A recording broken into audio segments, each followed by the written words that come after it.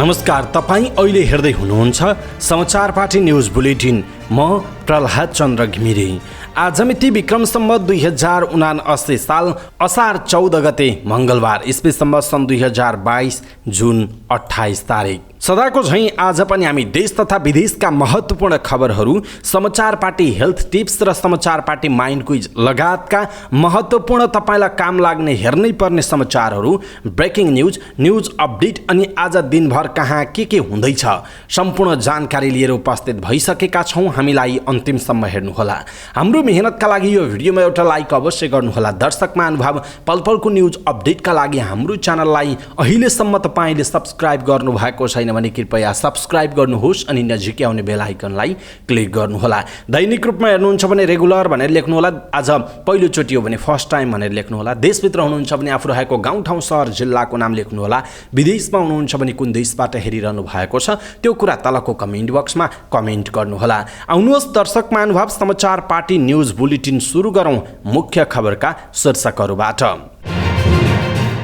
एकीकृत समाजवादीबाट मन्त्री हेरफेर, नवनियुक्त मन्त्रीहरूले लिए शपथ। नेपालले अमेरिकालाई पठायो एसपीपीमा सहभागी नहुने जानकारी सहितको पत्र।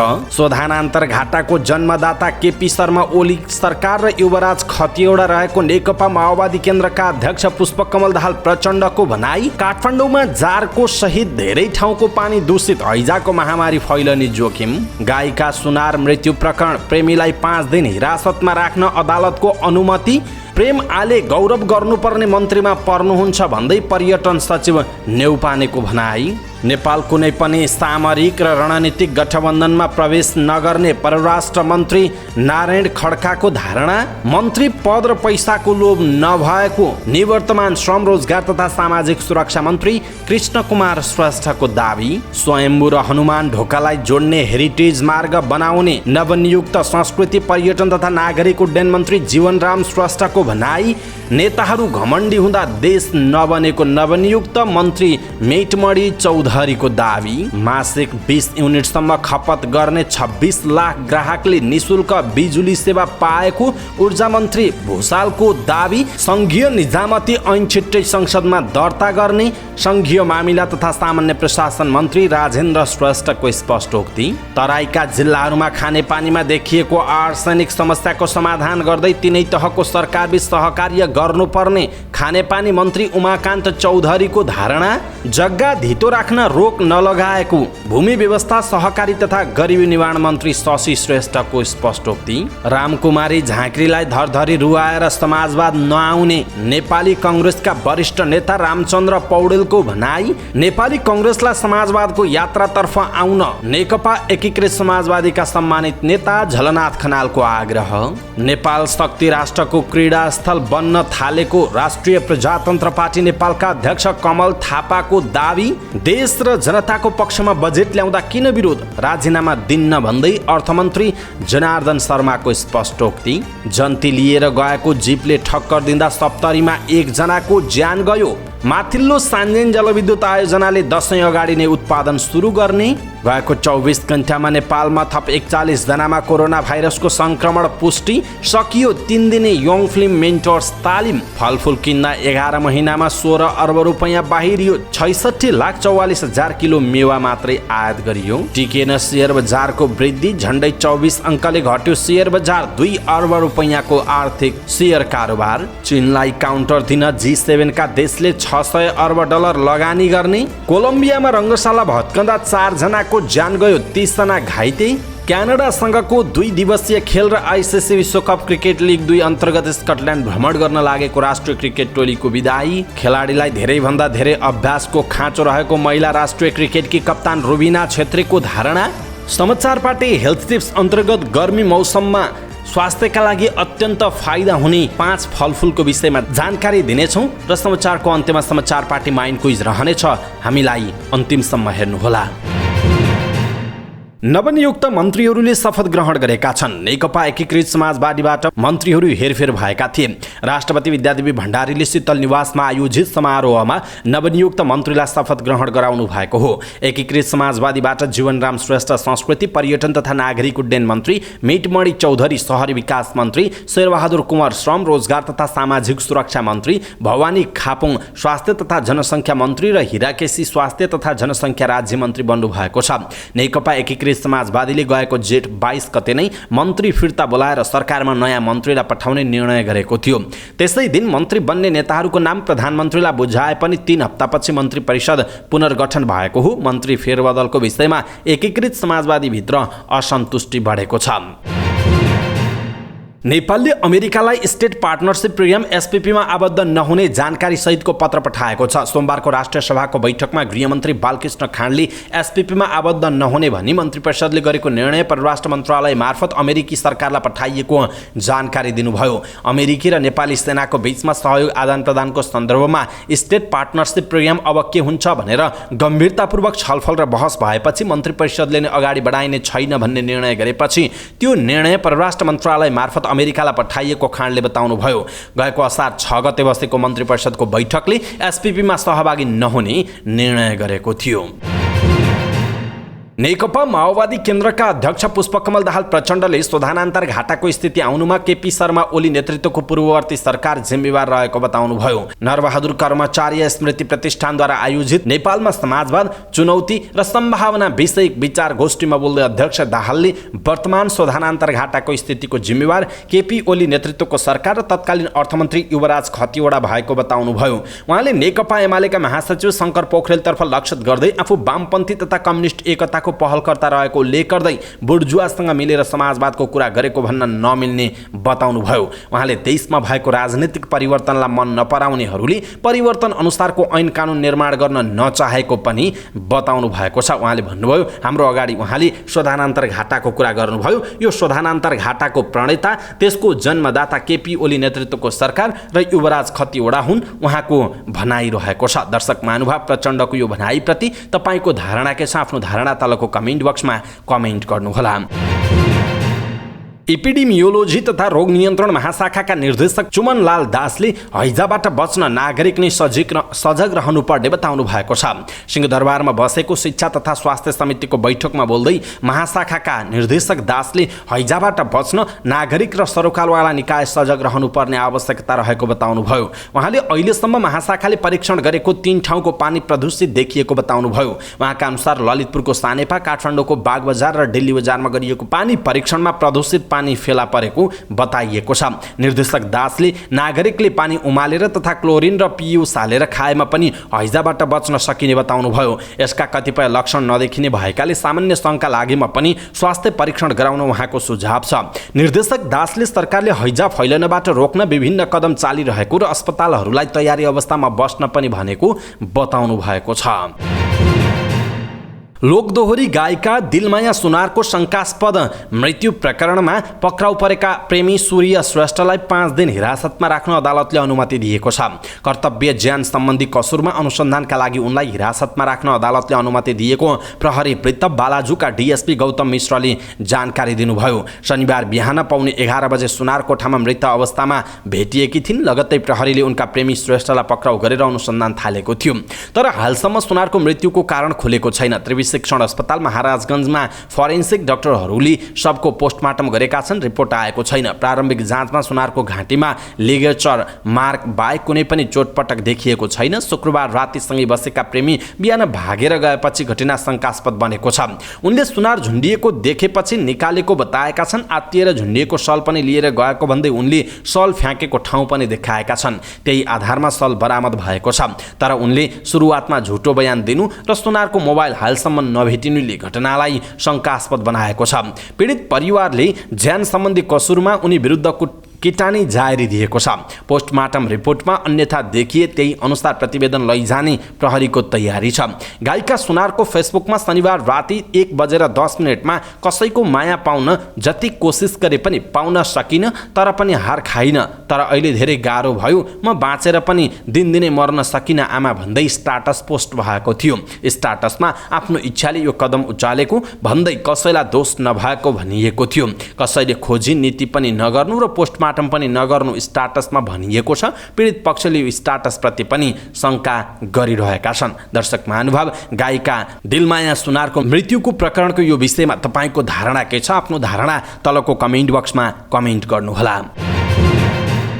मन्त्री परिषद पुनर्गठनपछि सोमबार संस्कृति पर्यटन तथा नागरिक उड्डयन मन्त्री प्रेमबहादुर आलेलाई मन्त्रालयबाट विदाई गरिएको छ। विदाई कार्यक्रममा पर्यटन सचिव महेश्वर न्यौपानेले वर्तमान मन्त्री आले कर्मचारी तन्त्रका लागि गौरव गर्नुपर्ने मन्त्री भएको बताउनुभयो। नयाँ मन्त्री जीवनराम श्रेष्ठको स्वागत कार्यक्रम अघि मन्त्रालयको सभा कक्षमा आयोजित विदाई समारोहमा सचिव न्यौपानेले मन्त्री आलेको झण्डै 9 महिने कार्यकालमा समग्र कर्मचारी र मन्त्रालयको प्रतिष्ठा बढेको बताउनुभयो। उहाँ डर, दबाव, धम्की, आर्थिक प्रलोभनमा कहिल्यै पर्नु भएन। मनमा लागेको कुरा जे हो भनिहाल्नुहुन्थ्यो। कर्मचारीलाई दबाब पनि कहिल्यै दिनु भएन। सचिव न्यौपानेले भन्नुभयो, हुने कामलाई हुन्छ भन्नुहुन्थ्यो भने नहुने कामलाई हुन्न भन्नुहुन्थ्यो। त्यसैले होला उहाँलाई जनताले एक्सन मन्त्रीको उपाधि दिएको थियो।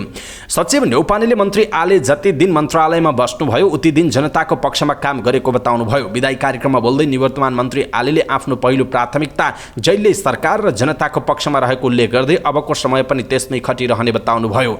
उहाँले नयाँ मन्त्री जीवनराम श्रेष्ठलाई पनि आफूलाई जस्तै सहयोग गरेर जनताको नजरमा वाहवाही बटुल्न सक्ने बनाउन कर्मचारीलाई आग्रह गर्नुभएको छ। परराष्ट्र मन्त्री डाक्टर नारायण खड्काले नेपाललाई कुनै पनि सामरिक वा रणनीतिक गठबन्धनमा प्रवेश नगराउने बताउनु भएको छ। सोमबार राष्ट्रिय सभा बैठकमा विनियोजन विधेयक 2079 मा परराष्ट्र मन्त्रालय अन्तर्गत उठेका प्रश्नहरूको जवाब दिँदै मन्त्री खड्काले नेपालको राष्ट्रिय हित र संलग्न परराष्ट्र नीतिको विपरीत हुने गरी कुनै पनि सामरिक वा रणनीतिक गठबन्धनमा नेपाललाई प्रवेश नगराइने बताउनुभयो। उहाँले सरकारले अवलम्बन गरेका नीतिका कारण अन्तर्राष्ट्रिय क्षेत्रमा नेपालको प्रतिष्ठा बढेको पनि बताउनु भएको छ। मन्त्री खड्काले राष्ट्रिय सीमाको नियमित रूपमा निरीक्षण गर्ने गरी सरकारले कार्यक्रम तय गरेको बताउनुभयो। उहाँले लिम्पियाधुरा, लिपुले, कालापानी लगायतका नेपाल भारत सीमा सम्बन्धी समस्या समाधानका लागि सरकारले भारतसँग कूटनीतिक स्तरमा वार्ताको प्रयास भइरहेको उल्लेख पनि गर्नुभएको छ। निवर्तमान श्रम, रोजगार तथा सामाजिक सुरक्षा मन्त्री कृष्ण कुमार श्रेष्ठले मन्त्री पदमा टाँसिरहने र मन्त्री भएर पैसा कमाउने लोभ लालच आफूमा नभएको बताउनुभयो। मन्त्रालयमा भएको पत्रकार सम्मेलनमा बोल्दै श्रेष्ठले यस्तो बताउनु भएको हो। उहाँले मन्त्री पदका लागि बालुवाटार र खुमलटार धाएको आक्षेप लाग्ने गरेको भए पनि त्यो सत्य नभएको दाबी गर्नुभयो। श्रेष्ठले पार्टी छोड्ने भन्ने कुरामा कुनै सत्यता नभएको पनि स्पष्ट पार्नुभयो। उहाँले आफू अहिले पनि मन्त्री चढ्ने भन्दा ठुलो गाडी चढेर आएको भन्दै मन्त्रीमा टाँसिन र मन्त्री बनेर पैसा कमाउने लोभ आफूलाई नरहेको पनि बताउनुभयो। निवर्तमान श्रम मन्त्री श्रेष्ठले प्रतिनिधि सभा र राष्ट्रिय सभामा मन्त्रीले बोलिसकेपछि प्रति प्रश्न गर्ने र असन्तुष्ट जाहेर गर्ने कुरा आफूमा लागू नभएकाले पनि सबै काम राम्रो गरेको प्रमाणित भएको दाबी गर्नुभयो। उहाँले पार्टीकै अर्का मन्त्री प्रेमबहादुर आलेले आफ्नो कार्यकालमा आफूलाई नै नम्बर दिएको प्रति लक्षित गर्दै आफूले गरेको कामको नम्बर जनताले दिने बताउनुभयो। निवर्तमान संस्कृति पर्यटन तथा नागरिक उड्डयन मन्त्री आलेले हिजो पत्रकार सम्मेलन गर्दै उड्डयन मन्त्री आलेले पत्रकार सम्मेलन गरेर आफूले गरेका काममा 90 अङ्क आफैलाई दिनुभएको छ। नवनियुक्त संस्कृति पर्यटन तथा नागरिक उड्डयन मन्त्री जीवनराम श्रेष्ठले विश्व सम्पदा सूचीमा रहेका स्वयम्भू र हनुमान ढोकालाई जोड्ने हेरिटेज मार्ग आफूले बनाउने आफ्नो पहिलो प्राथमिकता रहेको बताउनुभयो। मन्त्रालयमा पद बहाली गर्दै मन्त्री श्रेष्ठले विश्व सम्पदा सूचीमा रहेका स्वयम्भू र हनुमान ढोकालाई जोड्ने हेरिटेज मार्ग बनाउने कुरामा विशेष जोड दिने बताउनुभयो। उहाँले आफू सांसद भएदेखि सुरु भएको कामलाई पूर्ण गर्न हस्ताक्षर गरेको बताउनुभयो। उहाँले कोरोना महामारीमा पर्यटन क्षेत्र नराम्रोसँग प्रभावित भएको र त्यसलाई उकास्न अध्ययन प्रतिवेदन समेत तयार भइसकेकाले ती प्रतिवेदनका आधारमा 7 दिनभित्र कार्यान्वयन गरेर जाने विषयमा हस्ताक्षर गरेको पनि बताउनुभयो। उहाँले पर्यटन क्षेत्रलाई माथि उठाउने विषयलाई उच्च प्राथमिकता दिएर काम गर्ने प्रतिबद्धता व्यक्त गर्नुभएको छ। नवनियुक्त शहरी विकास मन्त्री मेटमणि चौधरीले नेताहरू घमण्डी भएकाले देश अगाडि बढ्न नसकेको दावी गर्नुभएको छ। पद तथा गोपनीयताको शपथपछि मन्त्रालयमा पदभार ग्रहण गर्दै मन्त्री चौधरीले यस्तो बताउनु भएको हो। उहाँले देश चलाउने मान्छे घमण्डी हुन्जेलसम्म देश अगाडि बढ्न नसक्ने जिकिर गर्नुभएको छ। मन्त्री चौधरीले देश बनाउनका लागि सामूहिक प्रतिबद्धता जनाएर काम गर्नुपर्ने बताउनुभयो। उहाँले मन्त्रीहरूले घुस खाँदा पैसा धेरै कमाउने र देश नबन्ने पनि बताउनु भएको छ। ऊर्जा जलस्रोत तथा सिंचाई मन्त्री पम्फा भुसालले आउँदो 2 वर्षभित्र सबै नेपालीका लागि बिजुली सेवा पुग्ने बताउनु भएको छ। राष्ट्रिय सभा बैठकमा विनियोजन विधेयक 2079 मन्त्रालय अन्तर्गत उठेका प्रश्नहरूको जवाफ दिँदै मन्त्री भुसालले आउँदो 2 वर्षभित्र सबै नेपालीमा भरपर्दो र गुणस्तरीय बिजुली सेवा पुग्ने गरी योजना बनाई कार्यान्वयन गरिने बताउनुभयो। मन्त्री भुसालले आउँदो आर्थिक वर्षदेखि हरेक वर्ष झण्डै 700 देखि 1000 मेगावाट बिजुली नेपालको विद्युत प्रसारण लाइनमा थपिँदै जाने बताउनुभयो। यसरी विद्युत थपिँदा आउँदा 2 वर्षका सुक्खायाममा समेत नेपालको बिजुलीले नै आन्तरिक माग धान्ने पनि उहाँको भनाइरहेको छ। यसैबीच उहाँले आउँदो 2 वर्षभित्र सबै नेपालीमा भरपर्दो र गुणस्तरीय विद्युत सेवा पुग्ने गरी आफूले योजना बनाई कार्यान्वयन गरेको बताउनुभयो। मैले मन्त्रालय सम्हालेपछि मासिक 20 युनिटसम्म विद्युत खपत गर्ने विपन्न नागरिकलाई निःशुल्क विद्युत सेवा दिने र मिटर जडान गर्ने व्यवस्था मिलाएको छु। उहाँले भन्नुभयो, देशभरका झण्डै 52 लाख ग्राहक मध्ये झण्डै 26 लाख ग्राहकले यो सुविधा पाएका छन्। सिंचाइमा प्रयोग हुने विद्युतमा 75% सहुलियत दिने गरी प्रति युनिट 2 रुपैयाँसम्म महसुल कायम गरिएको पनि उहाँले बताउनुभयो। संघीय मामिला तथा सामान्य प्रशासन मन्त्री राजेन्द्र श्रेष्ठले संघीय निजामती ऐन छिट्टै संसदमा दर्ता गर्ने बताउनु भएको छ। राष्ट्रिय सभामा विनियोजित बजेटमाथिमा उठेका प्रश्नहरूको जवाफ दिँदै मन्त्री श्रेष्ठले प्रतिनिधि सभाको बैठक नियमित सञ्चालन भइरहेको भन्दै चाँडै संसदमा संघीय निजामती ऐन दर्ता गर्ने बताउनुभयो। उहाँले अघिल्लो सरकारले ल्याएको संघीय निजामती ऐन संसदबाट फिर्ता ल्याएकाले गठबन्धन दलहरूको महाधिवेशन तथा स्थानीय निर्वाचनका कारण रोकिएको बताउनुभयो। मन्त्री श्रेष्ठले गठबन्धन दलहरूसँग समेत छलफल गरेर छिट्टै संसदमा ऐन दर्ता गराउने तयारी भएको बताउनुभयो। मन्त्री श्रेष्ठले संघीयतालाई बलियो बनाउनका लागि संघीय मामिला प्रशिक्षण प्रतिष्ठान ऐन ड्राफ्ट भइरहेकाले केही दिनमा संसदको 2 सदन मध्ये कुनै एक सदनमा प्रस्तुत गर्ने तयारी भइरहेको पनि बताउनु भएको छ। खानेपानी मन्त्री उमाकान्त चौधरीले तराईका जिल्लाहरूमा खानेपानीमा देखिएको आर्सेनिक समस्याको समाधान गर्दै तीनै तहको सरकारबीच सहकार्य गर्नुपर्ने बताउनु भएको छ। राष्ट्रिय सभा बैठकमा विनियोजन विधेयक 2079 मा खानेपानी मन्त्रालय अन्तर्गत उठेका प्रश्नहरूको जवाफ दिँदै मन्त्री चौधरीले तराईका जिल्लामा खानेपानीमा देखिएको आर्सेनिक समस्या समाधान गर्न तीनै तहको सरकारका बीचमा समन्वय, सहकार्य र सहजीकरण गर्नुपर्ने बताउनुभयो। उहाँले संघीय तहबाट कार्यान्वयन हुने योजनाहरू भने आर्सेनिक रही नरहेको यकिन गरेर मात्र बनाइने गरेको बताउनुभयो। उहाँले खानेपानीको गुणस्तर परीक्षणका लागि आगामी आर्थिक वर्षका लागि विशेष कार्यक्रम ल्याएको उल्लेख गर्नुभयो। मन्त्री चौधरीले संघीय खानेपानी कार्यालयहरूमा पानी परीक्षणका लागि प्रयोगशाला स्थापना गर्ने कार्यक्रम पनि आगामी आर्थिक वर्षको बजेटमा समावेश गरिएको बताउनु भएको छ। उहाँले दीर्घकालीन रूपमा आर्सेनिक मुक्त पानीको वितरणका लागि कर्णाली, कोशी, नारायणी, सुनकोशी, मरिण, चतरा लगायतका नदीहरूबाट पानी ल्याई वितरण गर्नका लागि आयोजनाको अध्ययन भइरहेको बताउनु भयो। उहाँले सो आयोजना आगामी आर्थिक वर्षबाट नै अगाडि बढाउने योजना रहेको पनि बताउनु भएको छ। भूमि व्यवस्था, सहकारी तथा गरिबी निवारण मन्त्री शशि श्रेष्ठले जग्गा धितो राख्न रोक नलगाएको बताउनुभयो। राष्ट्रिय सभा बैठकमा विनियोजन विधेयक 2079 मा भूमि व्यवस्था, सहकारी तथा गरिबी निवारण मन्त्रालय अन्तर्गत उठेका प्रश्नहरूको जवाफ दिँदै मन्त्री श्रेष्ठले सरकारले धितो राख्न रोक नलगाएको स्पष्ट पार्नु भएको हो।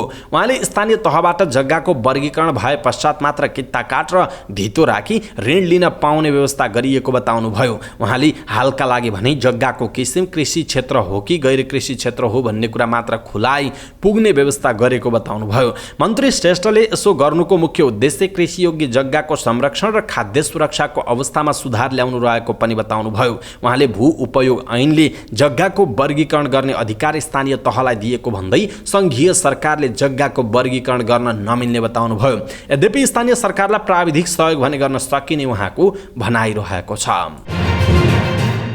नेपाली कांग्रेसका वरिष्ठ नेता रामचन्द्र पौडेलले नेकपा एकीकृत समाजवादीतर्फ इङ्गित गर्दै रामकुमारी झाँक्रीलाई धरधरी रुवाएर समाजवाद नआउने बताउनुभयो। सोमबार नरबहादुर कर्मचारी स्मृति प्रतिष्ठानद्वारा ललितपुरमा आयोजित नेपालमा समाजवाद चुनौती र सम्भावना विषयक विचार गोष्ठीमा बोल्दै वरिष्ठ नेता पौडेलले यस्तो बताउनु भएको हो। उहाँले नेताहरूले समाजवादको कुरा गरे पनि व्यवहार भने त्यस अनुसार नभएको बताउनुभयो। उहाँले पार्टीहरूले सरकारमा मन्त्री पठाएर 4 दिन काम गर्न नपाई सबैलाई पालो पुर्याउन मन्त्री परिवर्तन गर्नु पार्टी प्रणाली नभएको बताउनुभयो। वरिष्ठ नेता पौडेलले मन्त्री बन्न सबैको पालो पुर्याउनु पर्ने चरित्र समाजवादी चरित्र नभएको टिप्पणी पनि गर्नुभएको छ।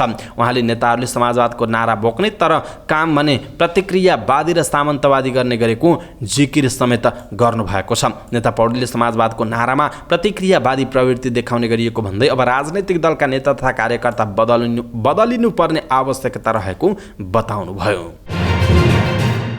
नेपाल कम्युनिस्ट पार्टी एकीकृत समाजवादीका सम्मानित नेता झलनाथ खनालले नेपाली कांग्रेसलाई समाजवादको यात्रातर्फ आउन आग्रह गर्नुभयो। नरबहादुर कर्मचारी स्मृति प्रतिष्ठानद्वारा आयोजित कार्यक्रम नेपालमा समाजवाद चुनौती र सम्भावना विषयक विचार गोष्ठीमा बोल्दै सम्मानित नेता खनालले नेपाली कांग्रेसलाई वामपन्थीहरूसँग मिलेर समाजवादको यात्रातर्फ आउन आग्रह गर्नुभएको हो। उहाँले कांग्रेस समाजवादमा आई स्वागत गर्न तयार रहेको बताउनुभयो। उहाँले कांग्रेस समाजवादमा नआउने हो भने समाजवादका पक्षधरहरू मिल्नु पर्ने धारणा राख्नुभयो। नेता खनालले गठबन्धन संसद विघटनको विरुद्धमा उभिएर संविधान बचाउन सफल भएको भन्दै आगामी दिनमा कुनै पनि प्रधानमन्त्रीले संसद विघटन गर्न नसक्ने बताउनुभयो। उहाँले प्रतिपक्ष दल नेकपा एमाले स्थानीय निर्वाचन पछाडि बिना शर्त संसद चल्न दिनु वाम लोकतान्त्रिक गठबन्धनको विजय भएको उल्लेख पनि गर्नुभएको छ। उहाँले वर्तमान निर्वाचन प्रणाली खर्चिलो भएकाले यस्तो निर्वाचन प्रणाली अपनाएर समाजवादको बाटोमा जान कठिन हुने पनि बताउनुभयो। राष्ट्रिय प्रजातन्त्र पार्टी नेपालका अध्यक्ष कमल थापाले नेपाल विदेशी शक्ति राष्ट्रको क्रीडास्थल बन्न थालेको बताउनु भएको छ। काठमाडौँमा आयोजित राप्रपा नेपालका युवाहरूलाई सम्बोधन गर्दै अध्यक्ष थापाले लोकतन्त्र स्थापनाको 16 वर्षमा देशको अवस्था फर्केर पुर्याउने अवस्थामा पुगेको बताउनुभयो। उहाँले पछिल्लो समय देशको राजनीति केही राजनीतिक दलका नेताहरूको कब्जामा रहेको बताउनुभयो। अध्यक्ष थापाले देशलाई आफ्नो मुठ्ठीमा लिएका केही नेताहरूले सर्वसत्तावाद लाग्न थालेको आरोप लगाउनुभयो। दलका नेताहरूका कारण राष्ट्रियता समेत खतरामा परेको उहाँको भनाइ छ। कमजोर बनिरहेको राष्ट्रियतामा विदेशी शक्ति केन्द्रको चलखेल र प्रभाव बढिरहेको उहाँले बताउनुभयो। नेपाल विदेशी शक्तिको रणनीतिक प्रतिस्पर्धा स्थल बनेको पनि उहाँको भनाइ रहेको छ। अर्थमन्त्री जनार्दन शर्माले देश र जनताको पक्षमा आउँदो आर्थिक वर्षको बजेट ल्याएकै कारण विपक्षलाई अनैतिक लाग्दैमा आफूले राजीनामा नदिने स्पष्ट पार्नुभयो। राष्ट्रिय सभामा सांसदहरूले उठाएका प्रश्नहरूको जवाब दिँदै मन्त्री शर्माले आउँदो बजेट देश र जनताको पक्षमा ल्याएका कारण विपक्षी दललाई अनैतिक लाग्दैमा आफूले राजीनामा नदिने स्पष्ट पार्नु भएको हो। मन्त्री शर्माले आउँदो बजेट अर्थमन्त्रीको व्यक्तिगत नभएर प्रतिष्ठित व्यवसायी, अर्थविद, नागरिक र सबै सांसदको सुझावको आधारमा ल्याएको दाबी गर्नुभयो। उहाँले बजेट कार्यान्वयन गर्दा आयात प्रतिस्थापन, गरिबी हटाउने र मानव विकास सूचाङ्क वृद्धि गर्ने अङ्क नै बजेटमा समावेश गरिएको बताउनुभयो। अर्थमन्त्री शर्माले करको दर घटाउने र बढाउने विषय अर्थमन्त्रीको क्षेत्र अधिकार भएको बताउनुभयो। उहाँले अर्थमन्त्रीले बजेट नल्याएर करका दरलाई थपघट नगरेर अरू के गर्नुपर्ने थियो भन्दै प्रश्न गर्नुभयो। उहाँले करको दर आवश्यकता अनुसार बढाउन र घटाउन दुवै पाइने दाबी समेत गर्नुभएको छ। सप्तरीमा जीपको ठक्करबाट एकजनाको ज्यान गएको छ। डाकनेश्वरी नगरपालिका 1 कविलासको भित्री सडक खण्डमा जन्ती लिएर गएको 92 नम्बरको जीप पछाडि गर्ने क्रममा ठक्कर दिँदा एक पैदल यात्रीको ज्यान गएको हो। ज्यान गुमाउनेमा त्यही ठाउँका 50 वर्षीय रघुवीर राम रहेको जिल्ला प्रहरी कार्यालय सप्तरीका प्रवक्ता एवं प्रहरी नायब उपरीक्षक डीएसपी माधव प्रसाद काफ्लेले जानकारी दिनुभयो। मृतकको शवको पोस्टमार्टम भएको र ठक्कर दिने जीपका चालकलाई पक्राउ गरिएको प्रहरीले जनाएको छ। रसुवामा निर्माणाधीन माथिल्लो सान्जेन जलविद्युत आयोजनाले आउँदो दशैं अगाडि नै उत्पादन सुरु गर्ने भएको छ। अहिलेको गतिमा काम भएको खण्डमा तोकिएको समयमा नै उत्पादन सुरु हुने आयोजनाले जनाएको छ। अहिले आयोजनामा इलेक्ट्रोमेकानिकल तर्फ मेसिन जडानको काम भइरहेको छ। आयोजनाका अनुसार चिनिया ठेकेदार तोनफाङ इलेक्ट्रिक इन्टरनेसनल कर्पोरेसनका 15 जना कामदारले मेसिन जडानको काम गरिरहेका छन्। आयोजनाको सिभिल तथा हाइड्रोमेकानिकल तर्फको काम अन्तिम चरणमा पुगिसकेको छ। आयोजनाका अनुसार अहिलेसम्म 99% भौतिक प्रगति भएको बताइएको छ।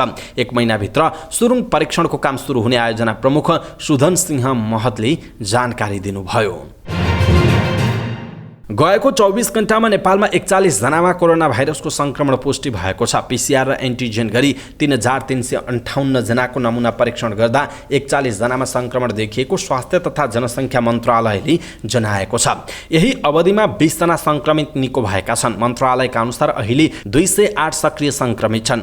गएको 24 घण्टामा कोरोना संक्रमणबाट कसैको पनि ज्यान नगएको मन्त्रालयले जनाएको छ। चिल्ड्रेन फिल्म सोसाइटीले सञ्चालन गरेको 3 दिने यङ फिल्म मेन्टर्स तालिम सम्पन्न भएको छ। चलचित्र विकास बोर्डको सहकार्यमा 3 दिने यङ फिल्म मेन्टर्स तालिम सम्पन्न भएको हो। ब्रिटिस काउन्सिल र इन्टु फिल्मले तालिम दिएको हो। तालिममा 7 प्रदेशका 28 जनाले सहभागिता जनाएका थिए। तालिम पश्चात सहभागीहरूले 3 दिनमा सिकेका कुराहरूलाई आफ्नो क्षेत्रमा गई 18 वर्ष मुनिका स्कुले बालबालिकालाई सिनेमा निर्माण सम्बन्धी तालिम दिनुपर्नेछ।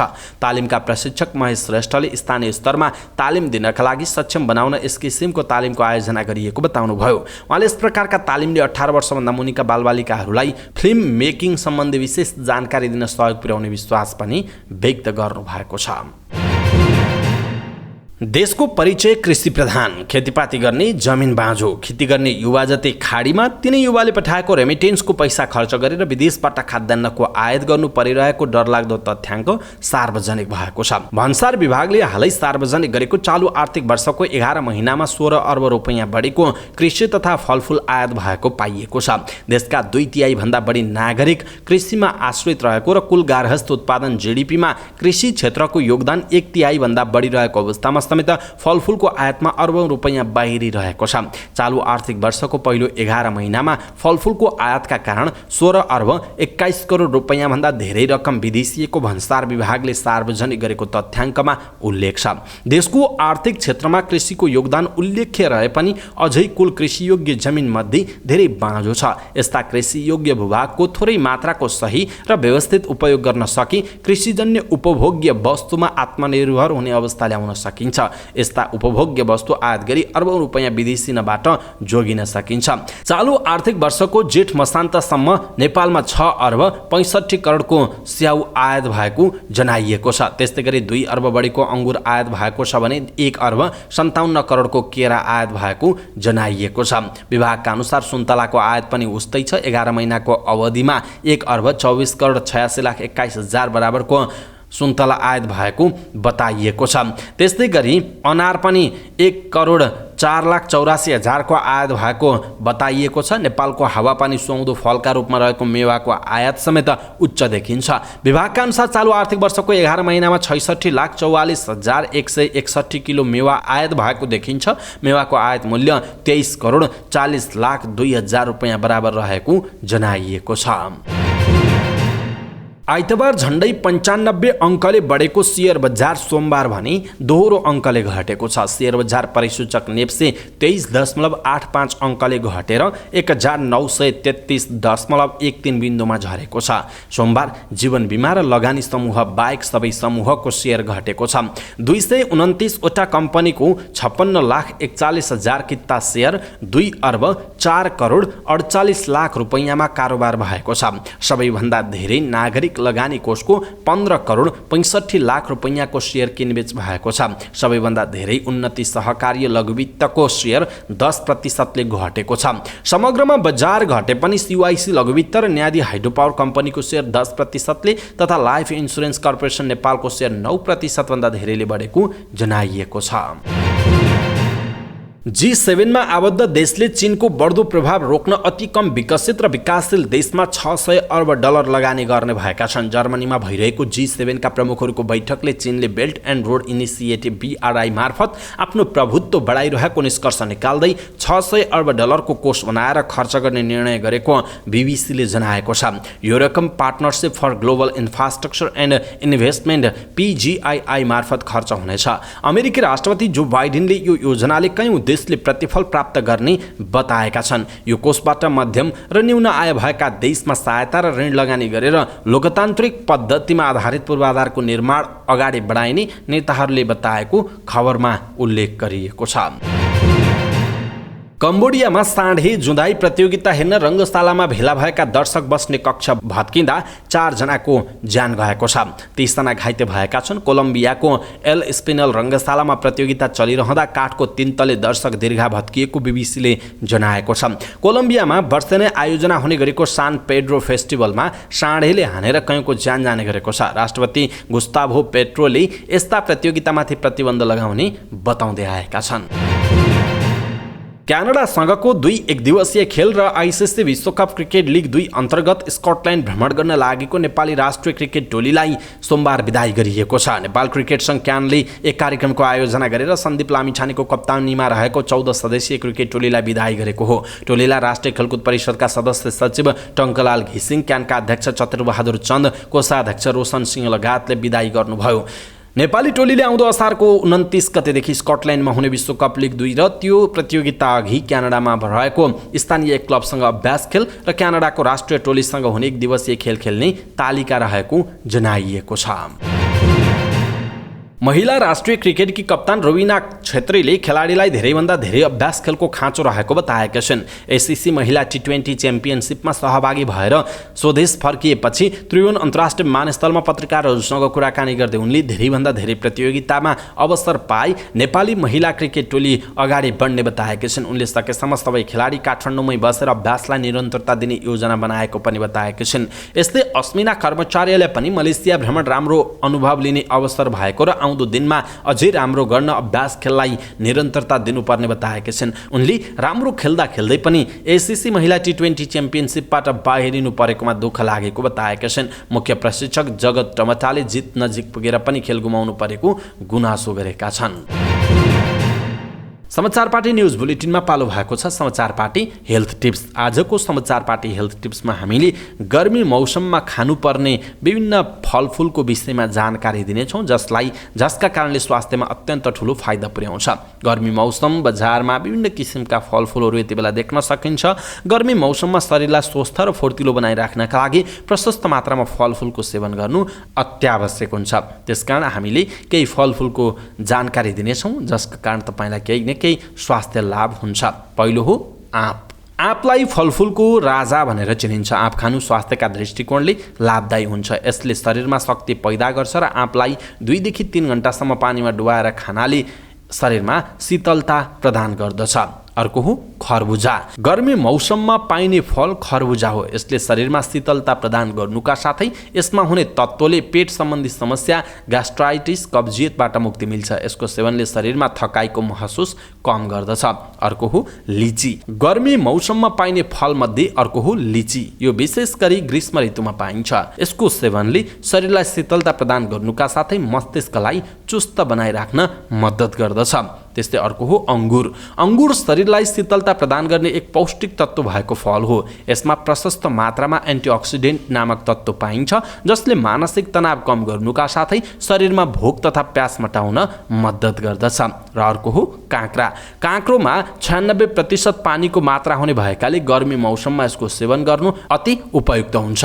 यसको सेवनले शरीरको भित्री तथा बाहिरी अङ्गलाई मजबुत बनाइराख्न मद्दत गर्छ र शरीरमा विभिन्न रोग लाग्नबाट बचाउँछ। दर्शक महानुभाव, हामीले प्रस्तुत गरेको हेल्थ टिप्स तपाईलाई कस्तो लाग्यो आफ्नो धारणा तलको कमेन्ट बक्समा कमेन्ट गर्नुहोला। हाम्रो मेहनतका लागि यो भिडियोमा एउटा सानो लाइक अवश्य गर्नुहोला। सबै नेपालीहरू माझ पुर्याउनका लागि यो भिडियोलाई सक्दो शेयर गर्नुहोला।